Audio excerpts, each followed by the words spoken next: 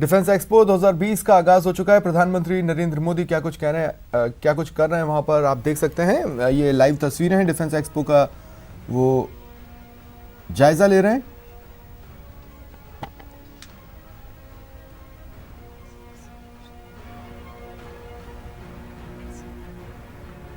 Here the Honorable Prime Minister is being given a history of aviation in India, which has led finally to the induction of the LCA Tejas to the Indian Air Force.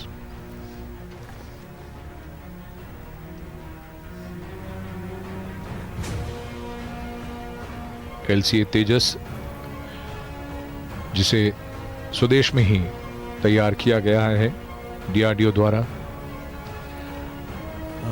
He is now with the wheeled armor platform, system developed by the product developed by the DRDO, which helps the infantry soldiers to move. It's an amphibious vehicle based on the BMP-2 tank. जी, और तेजस की जहां तक बात है DRDO के साथ HAL उसमें शामिल है।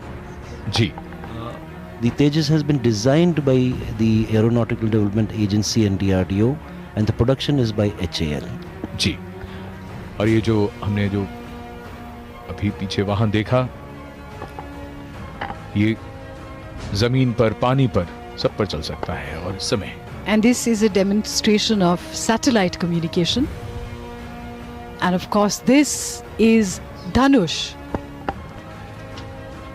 155 मिलीमीटर हावित्जर तोप,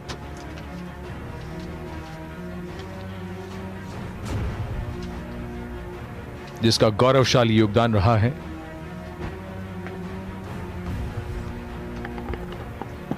OFB में बनी है ये तोप और बहुत ही लाजवाब तोप है ये।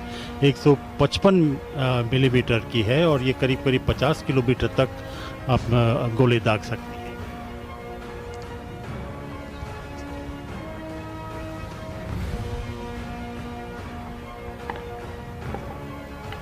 भारतीय कंपनियों के रक्षा उत्पाद और उनके ये तमाम यहाँ पर रिसर्च और डेवलपमेंट के बाद तैयार किए गए ये भविष्य को बदलने की ताकत रखते हैं। And these are from the smallest to the largest components which are being used in Indian defense. देखिए, सबसे ज़रूरी होता है किसी देश को, जब ये है नाइट विजन डिवाइसेस, जिसमें रात के अंधेरे में भी आप दुश्मन को अच्छी तरह देख सकते हैं, निशाना साध सकते हैं, घुसपैठ रोक सकते हैं, आप सुन सकते हैं गतिविधियों को। कई सेंसर लगे होते हैं। इस तरह से ये नाइट विजन डिवाइसेस काम करती हैं, जिन्हें इंसान भी इस्तेमाल कर सकता है, टैंकों पे भी लगाई जा सकती है और कई तरह के सेंसर इसके साथ में जोड़े जा सकते हैं।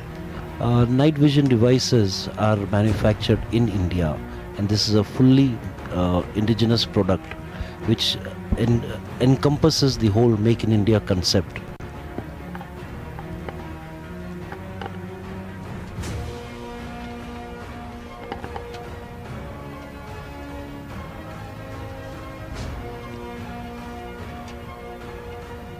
One can sense what is happening around oneself, look into the future, look into the dark, and ensure that India remains safe at all times.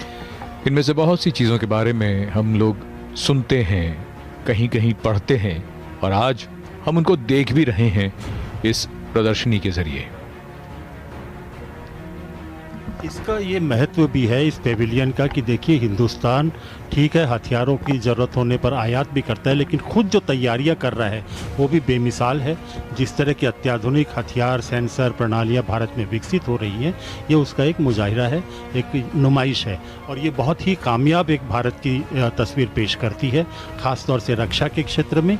और एक महान शक्ति बनने के लिए, एक बड़ी शक्ति बनने के लिए देश को सिर्फ आर्थिक ही नहीं बल्कि सैन्य ताकत और सैन्य हथियारों का उत्पादक देश होने के साथ साथ निर्यातक भी बनना होता है। उसी दिशा में भारत आगे बढ़ रहा है और ये उसकी एक वानगी है।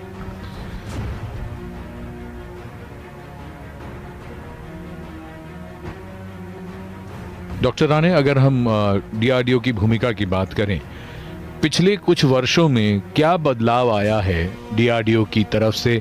अगर हम खास तौर पे डिफेंस प्रोडक्शन की अगर हम बात करते हैं माननीय प्रधानमंत्री एक नए स्टॉल पर, जहां पर जानकारी उनको दी जा रही है। ये एक ऐसी बोट है जो अनमैन्ड होती है।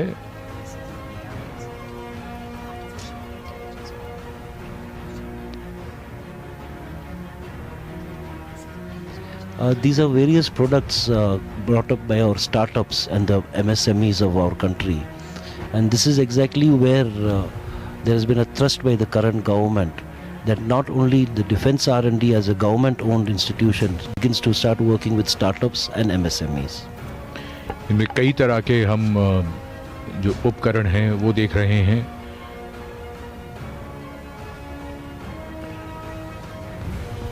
In fact, in his speech just a short while ago, he talked about how it's important to exponentially expand the role of MSMEs in the country. And Atul, this is a perfect example of public-private partnership, isn't it? Absolutely. There is a lot of encouragement now, even with the UP Industrial Corridor, for even foreign investments into the Indian industry for defense.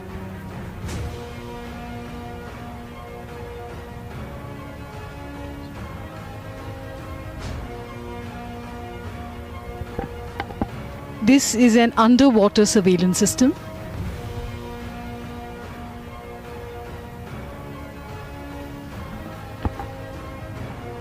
ज्यादातर ये वो उपकरण हैं जो मानव रहित, एक तरह से कहना चाहिए, दृष्टि देते हैं, नजर देते हैं और